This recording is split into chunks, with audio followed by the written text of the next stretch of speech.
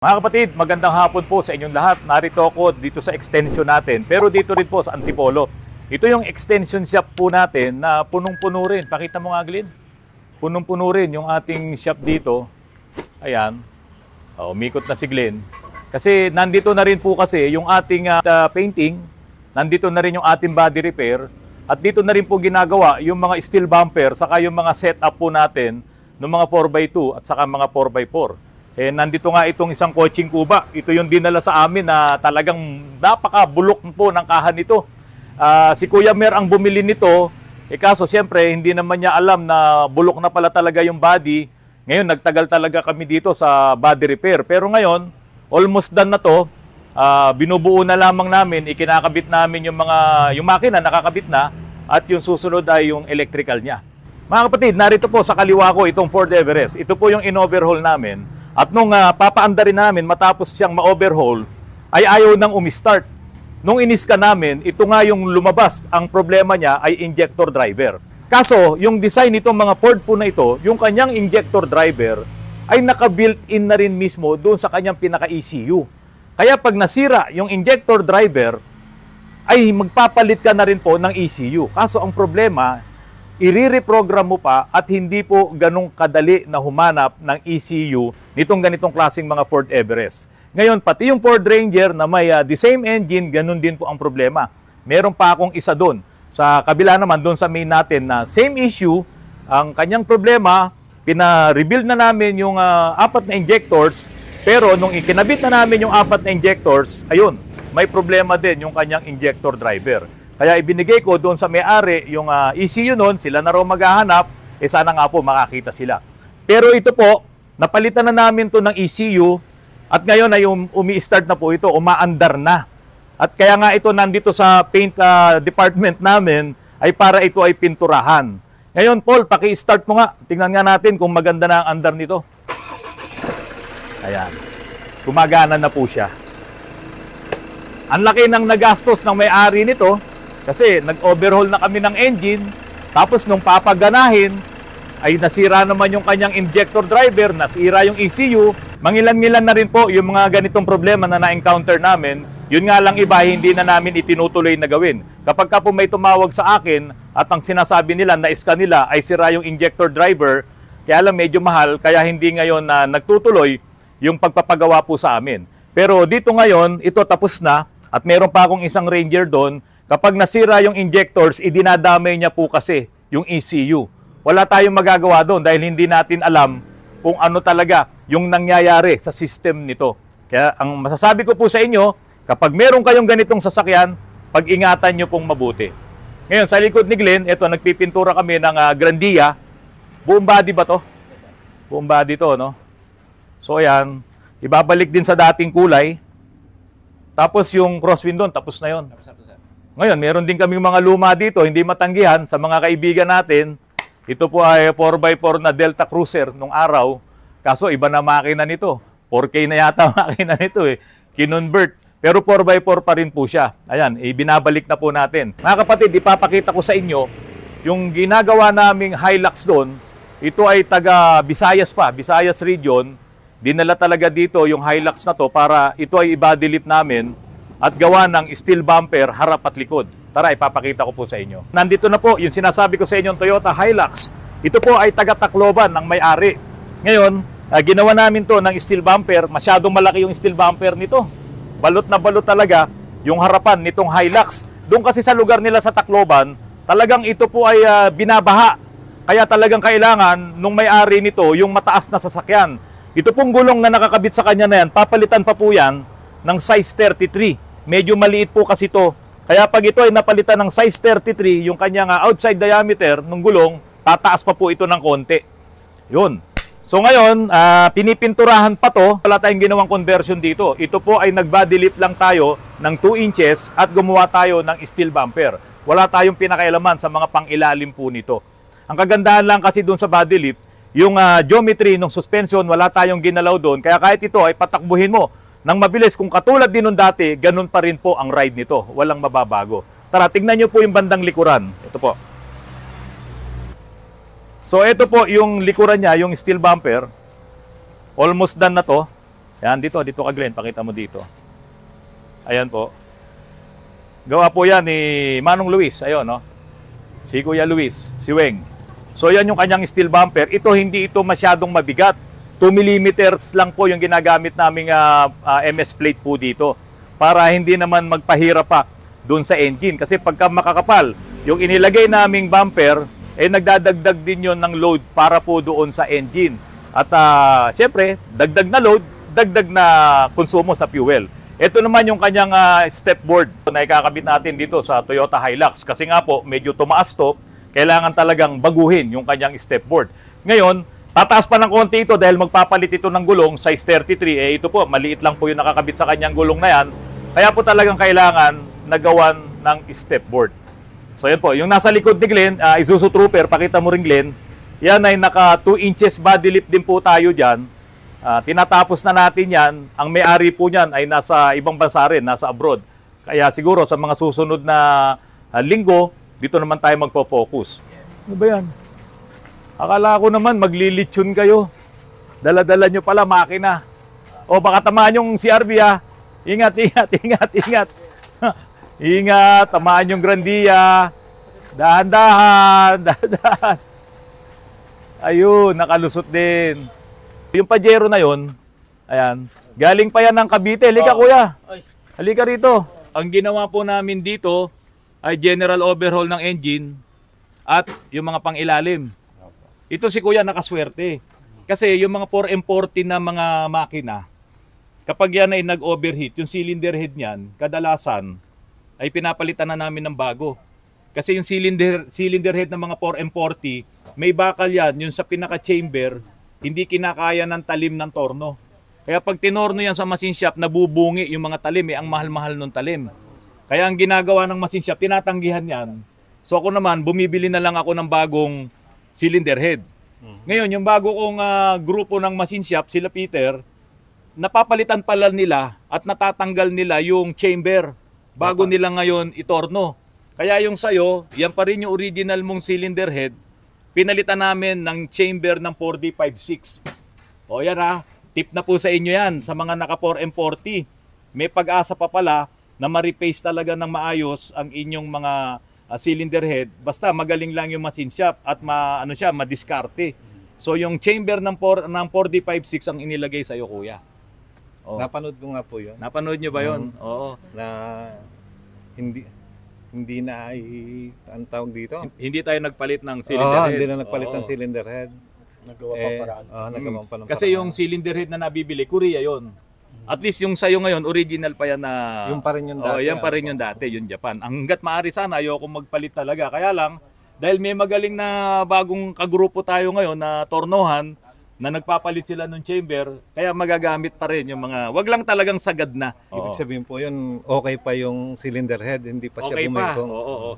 Teka, taga saan ka ba kuya? Anong pangalan? Arman Kasipi po, taga Palangge, Naikabite. Naikabiti, ang layo pa. Sabi mo malayo ka, taga saan ka kanina? Sa ano po, Novaliches. O Novaliches, mas malayo yun sa kanya. Doble yung sa amin. Doble. Ano na eh. Oo. Cavite pa Cavite kami. area Oo. na. Dulo pa kami. Malapit Ngayon, sa sira Punso. din ng aircon ni sir, nagpalit kami ng kompresor kasi talagang tagas na yung kompresor mo. Brand new yung inilagay nating kompresor dyan. Mga kapatid, tuloy-tuloy po tayo dito sa shop. Medyo ginabi na po tayo dahil marami tayong ginawa kanina at naputol yung aking pagbablog doon sa kabilang shop natin, doon sa extension. Ngayon, nagpapasalamat po ako sa inyo sa mga payo nyo po sa akin na ituloy-tuloy ko lang po yung ginagawa kong mga pagbablogs po na ito. At yung mga pagbati nyo po sa araw-araw sa aking mga vlogs ay yung po mismo ang nagpapalakas ng aking loob upang ituloy-tuloy po itong trabaho na ginagawa ko. Napakahirap din po kasi nitong ginagawa kong pagbablog kasi kailangan na ipakita ko rin sa inyo yung mga sinasabi ko. Baka naman kasi matulad lamang ako sa iba na kwento lang ng kwento, wala namang maipakitang mga ginagawa. Kaya po talagang napakahirap sa side ko yung mga ganitong klaseng pagbablog na mabigyan ko talaga ng tamang eksplanasyon at maipakita ko sa inyo kung paano namin ginagawa at kung paano nasusolusyonan yung mga problema ng ating mga sasakyan na magbibigay daan din para maalagaan nyo at ma-maintain nyo po ang ating mga sasakyan. Ngayon mga kapatid, naisip-isip ko lang, ito pong ginagawa kong trabaho na to, no, na napaka-stressful po talaga. Kasi may mga problema na dumarating na hindi mo inaasahan, maayos na yung trabaho mo, tapos biglang masisira na naman. Meron namang pong mga pagkakataon na talagang gustong-gusto naming maayos yung mga dinadala sa aming mga units dito para gawin. Kaya lang, maraming mga issues na sumasabay, yung hindi ka makabili ng pyesa, medyo mahirap hanapin ng pyesa, lalo na yung mga luma. Yung mga lumang sasakyan na halos wala nang mabili sa auto supply, yung mga pyesa niya. Napipilitan pa kaming magpahanap talaga, magpatulong sa mga suppliers natin diyan sa Blumentritt, pati sa Banawe, para makakuha ng pyesa. Iyan ang hindi po nalalaman ng mga customers na mga nagpapagawa po sa mga shop. Lalahatin ko na sa mga shop kasi ang akala nila napakadali lang na bumili ng pyesa, maghanap ng pyesa, minsan makakatapat ka pa ng mga peking pyesa, lalo na yung mga modelo ngayon. Ngayon mga kapatid, nakaka-stress po talaga yung ganitong trabaho. Napakahirap po pala na magkaroon at mag-operate ng isang shop. Kasi lahat ng pumupunta po dito, lahat sila ay may daladalang problema ng kanilang mga sasakyan. Minsan, pati yung problema nila sa pamilya nila, dala-dala pa nila. Kaya may mga customers na, Autorans, kailan ba matatapos yan? Kasi yung asawa ko, gagamitin yan. Kasi uuwi kami sa probinsya, kailangan naming matapos yan. Pero nung unang dinala sa'yo, sasabihin sa'yo, sige sir, di naman kami nagmamadali kasi nga po tinatanggihan na po namin dahil marami po kaming nakapila. Ngayon, pag tinanggihan naman namin, sumasama ang loob. So sasabihin nila, hindi naman po kami nagmamadali. Pero pagka dumating na natanggap mo na, ayan po ang nagiging problema po namin. Kaya nga kami kahit linggo nagtatrabaho kami, nag-o-overtime kami tulad ngayon, meron akong 3 mekaniko na laging nag-o-overtime po gabi-gabi dito po sa Autorans. Meron lamang po akong isang trabaho na i-share sa inyo. Ito pong sasakyan na ito ay Nissan Patrol. Galing pa po ito ng Santa Ana, Pampanga. Ito po ay pag-aari ni Kuya Marito Miranda. Kuya Marito, ayan, nasa ibang bansa po siya. Pinadala po sa Australia. Ayan, pinadala po sa amin yung Nissan Patrol niya para i-cleaning ang EGR, i-check bakit mausok, no, at yung ilang mga problema tulad doon sa ABS. Umiilaw po kasi ang ABS nito. So naayos na namin yon, yung ABS, nag-cleaning kami, pati yung mausok niya. Nung nag-road test na kami, ito na mga kapatid, ito talaga ito talaga yung minalas, talagang sabihin natin na last touch talaga. Nung niro-road test na namin, biglang nawala yung RPM. Yung RPM, no, yung sa gauge natin, biglang nawala, nag-zero siya, pero umaandar, tumatakbo siya. Tapos nag-check engine. So balik ngayon dito si Rudy, yung mismo mekaniko na nag-road test, sabi niya, sir, nawala yung RPM, tapos nag-check engine. O, ano nangyari doon? Sabi ko, i-scan mo, tingnan mo kung ano yung naging problema. So nung in-scan namin, ang lumabas po doon sa scan ay crankshaft positioning sensor. Yun yung problema. Nung i-check niya ngayon, kung nasaan yung crankshaft positioning sensor, hinahanap namin doon sa may transmission, doon sa bell housing, wala. Kasi yung mga Nissan Navara, nandoon lang sa bell housing yung crankshaft positioning sensor. Pero itong design nitong Nissan Patrol, yung crankshaft positioning sensor niya, ay nandoon mismo sa harap ng makina, nandoon sa ibabaw ng main pulley. Yung main pulley na yon, pag umiikot siya, yun yung tinatapatan ng sensor na to. Ayan, nakaganon siya. Ikot ngayon ng ikot yung pulley. Kaya nung naputol ito, wala ka ng RPM. Kasi yung kinukuhang RPM, yung kinukuhang signal ng RPM, ay yung mismong ikot ng pulley. Yung revolution per minute nung engine, nung crankshaft. Kaya doon siya nakatapat sa main pulley. Ang napakamalas naman, ito naputol, tapos nawala ito, yung kinakabitan niya. Ito po iba na to, kinuha na namin to sa supplier, diyan sa Blumentritt, at ito bago na po itong pyesa na to. Ayan. Ngayon, bakit ako nagpalit? Kasi nawala na po ito, naputol. Ang tanong dito, ba't siya naputol? Ba't siya nahulog? Kasi ito, nakatornilyo po ito doon mismo sa makina, sa engine, doon sa block, nakatornilyo to. Hindi ito matatanggal or mahuhulog kung ito ay mahigpit ang tornilyo. At ito pong pyesa na to, mga kapatid, yan. Itong pyesa na to, nakakabit yan doon sa ibabaw ng pulley, nakatornilyo to. Hindi mo to matatanggal kung hindi mo kakalasin ng radiator, kakalasin ng radiator fan, yung mga pulley doon, yung tensioner, lahat ng nakaharang doon, hindi mo to makukuha. Kaya ang iniisip namin dito, nung sinabi ko po kay Kuya Marito Miranda, malamang nung dinala sa amin yung unit, ito po ay maluwag na. Kasi yung pinakatornilyo po nito ay naiwan pa doon sa sulok, doon sa may puli, sa tabi noon. Naiwan pa doon yung tornilyo to. Napakamalas, no? Ito talaga yung na-last touch po kami. Kasi kung ito naman ay pakikialaman namin, malayong-malayo doon sa ginawa namin eh. Kasi ang ginawa po namin ay nandun lang kami sa ibabaw, sa EGR, naglinis kami, tapos kinlining namin yung mga injectors, yung mga hose doon, nilinis namin yung ibabaw na yun. Ito nasa baba eh, nandun sa main pulley, kaya hindi talaga namin kinalas. So ito yung maliwanag na last touch. Ito yung dapat sana tapos na. Yung Nissan Patrol, nagawa na namin lahat yung dapat namin gawin, kaso minalas, naputol. Mabuti na lamang po at napakabait ng may-ari nito na si Kuya Marito Miranda na nandiyan po sa Australia at siya naman po ay taga Santa Ana, Pampanga. Yan, yung malapit sa Arayat. So, yun po mga kapatid ang kadalasan na nagiging problema ng mga shops na itong Nissan Patrol na to, malamang, no? Ginawa ito sa ibang shop, niluwagan, hindi niya mahigpitan dahil nahulog na yung tornilyo. Nung dumating ngayon sa amin, kami ang naabutan ng kamalasan. Pero wala na tayong problema. Ito na yung bagong crankshaft positioning sensor. Ito na yung bracket. Medyo mahirap hanapin to. Mabuti na lamang marami tayong mga kaibigan na tumutulong sa atin kapag may mga pyesa tayong dapat bilhin. Yung mga kaibigan natin na yan na nagbibigay ng tulong, hindi naman kumikita ng malaki. Pero dahil sa isinasama ko nga sila sa vlogs, yan si Ariel Sonorio, magpagaling ka, at si Rupa Rosario, yun po ang naibibigay ko namang kapalit sa mga tulong po nila sa amin. Pero yung mga customers na akala nyo po napakadali lang maganap ng pyesa, nako, kung wala itong mga kaibigan natin na to, mahihirapan po talaga tayo.